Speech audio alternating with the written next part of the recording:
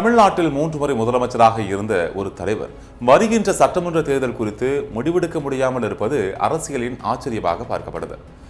ஜெயலலிதா இருந்த காலத்திலேயே முதலமைச்சராக இருந்தது அதிமுகவில் மிக முக்கிய தலைவராக இருந்த பன்னீர்செல்வம் அதிமுகவிலிருந்து ஓரம் கட்டிய பின்னர் அவருடைய அரசியல் எதிர்காலம் கேள்விக்குறியாக இருக்குது. தொடக்கத்தில் பாஜகவின் ஆதரவு மிக அதிகமாக இருந்தாலும் தற்போது நிலைமை தழுகீரா மாறி இருக்கு. ஓபிஎஸ்ஸின் நிலைப்பாடு பொறுத்தவரையில தன்னை மீண்டும் அதிமுகவில் சேர்த்துக் கொள்ள வேண்டும் என்பதையே மீண்டும் மீண்டும் தெளிவுபடுத்தி வராரு.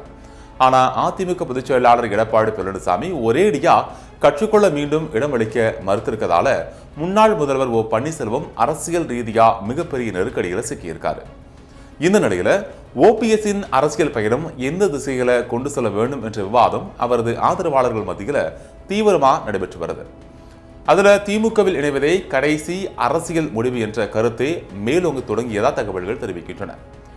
அதிமுகவில் இணைய நான் தயாரா இருக்கிறேன், பழனிசாமி தயாரா என ஓபிஎஸ் வெளிப்படையாவே கேள்வி எழுப்பியிருந்த போதும் இபிஎஸ் தரப்புல இருந்து எந்த சாதகமான பதிலும் வரல. இதற்கு பின்னணியில தென் மாவட்டங்களில் இருக்கும் அதிமுக முக்கிய நிர்வாகிகள் கடும் எதிர்ப்பு இருப்பதா சொல்லப்படுது. கடந்த சட்டமன்ற தேர்தலில் தென் மாவட்டங்களில் அதிமுக சந்தித்த பின்னடைவு, கட்சிக்குள்ள நடந்த அதிகார போட்டி மற்றும் ஓபிஎஸ் தரப்பினரால் மேற்கொள்ளப்பட்டதாக கூறப்படும் அலட்சியமான தேர்தல் பணிகள் ஆகியவை இன்னும் மறக்கப்படாத துரோகம் என அந்த நிர்வாகிகள் கருதுறாங்க. 2026 தேர்தலில் இபிஎஸ் மீண்டும் முதல்வராக வரக்கூடாது என்ற நோக்கில் சில இடங்களில் உள்ளடி வேலைகளும் நடந்ததாகவும் குறிப்பிட்ட வேட்பாளர்களை தோற்கடிக்க முயற்சிகள் மேற்கொள்ளப்பட்டதாகவும் தென் மாவட்ட அதிமுக நிர்வாகிகள் குற்றம் சாட்டுறாங்க. இதனால தான் தேர்தல் முடிந்தவுடன் ஒற்றை தலைமைய இபிஎஸ் என்ற கோஷம் தென் மாவட்டங்களில் முதலில் எழுந்ததாகவும் அதன் தொடர்ச்சியாக ஓபிஎஸ் கட்சிக்குள்ள ஓரங்கட்டப்பட்டதாகவும் அவர்கள் தெரிவிக்கிறாங்க. இந்த சூழல இபிஎஸ்ஏ விரும்பினாலும் ஓபிஎஸ் மீண்டும் அதிமுகவில் அனுமதிக்க தென் மாவட்ட நிர்வாகிகள் சிலர் தயாரா இல்லை அப்படிங்கிறது நிலவரம். இந்த அரசியல் முடக்கத்திற்கிடையே ஓபிஎஸ் தரப்பில் அடுத்த கட்ட நகர்வு குறித்து தீவிர ஆலோசனைகள் நடந்துட்டு வருது.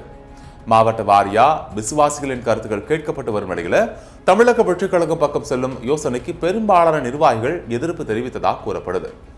தாவேக்கவில் சேர்ந்தாலோ அல்லது கட்சியுடன் கூட்டணி அமைத்தாலோ அதிமுகவின் வாக்குகள் சிதறடிக்கு வெளியே மட்டுமே செய்யும்னு, அதனால ஓபிஎஸ்க்கு அவரது ஆதரவாளர்களுக்கும் நேரடி அரசியல் பலன் கிடைக்காது அப்படிங்கிறதே அவர்களின் மதிப்பீடு.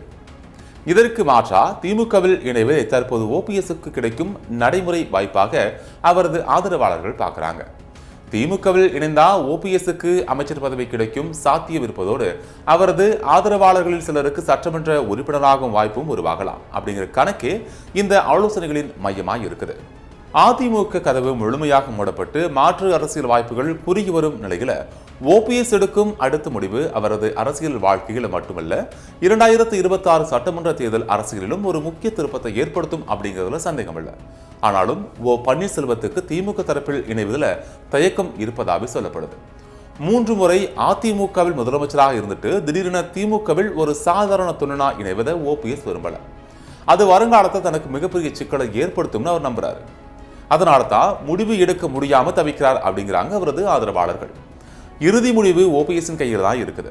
அதிமுக முற்றிலுமா புறக்கணிப்பு, பெரிதும் நம்பிய பாஜகவும் கை கொடுக்கல, தனி கட்சி தொடங்கவும் திட்டமில்ல. இந்த நிலையில தான் ஓபிஎஸ் எடுக்க போற முடிவு 2026 சட்டமன்ற தேர்தலில் தாக்கம் ஏற்படுத்துவதோடு மட்டுமல்லாம அவருடைய ஒட்டுமொத்த அரசியல் வாழ்க்கையினுடைய எதிர்காலத்துக்கான பதிலும் கிடைத்துவிடும் அப்படிங்கிறதால ஓபிஎஸ் என்னும் முடிவு என்ன என்பது ஒட்டுமொத்தமாக உற்று கவனிக்கப்பட்டு வருது. தேர்தல் நெருங்கி வரதால அவர் ஏதேனும் ஒரு முடிவெடுக்க வேண்டிய நெருக்கடியில உள்ளார் என்பதில் மாற்று கருத்து இல்லை. தேர்தல் நெருங்கக்கூடிய சூழ்நிலைகளை நெருக்கடிகளையும் கடந்து அவர் எடுக்கக்கூடிய முடிவு என்னவா இருக்க போகுது அப்படிங்கிறத பொறுத்து இருந்துதான் பார்க்கணும்.